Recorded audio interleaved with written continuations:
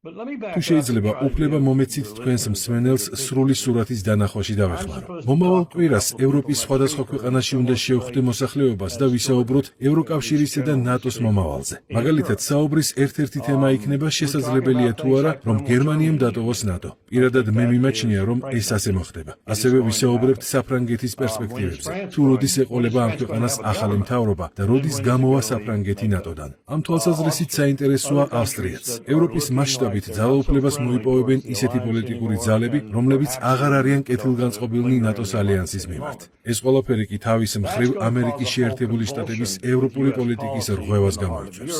ამერიკის პოლიტიკა ევროპის მიმართ გულისხმობს ამ კონტინენტზე ეკონომიკური ჰეგემონიის დაწესებას. დიახ, ამას ჩვენს მოკავშირეებს უკეთებთ. გერმანია ამ თვალსაზრისით ყველაზე დიდი დაბრკოლება იყო მისი უდიდესი ინდუსტრიული სექტორით. თუმცა ახლა ეს ასე აღარაა. თუ გსურთ, შეგვიძლია ვისაუბროთ, ვინ გაანადგურა ჩრდილოეთ ნაკადის მილსადენი. თუმცა ვფიქრობ, ეს ყველასათვის ისედაც ცხადია. გერმანია ახლა ნამდვილ პოლიტიკურ თავსატეხს განიცდის.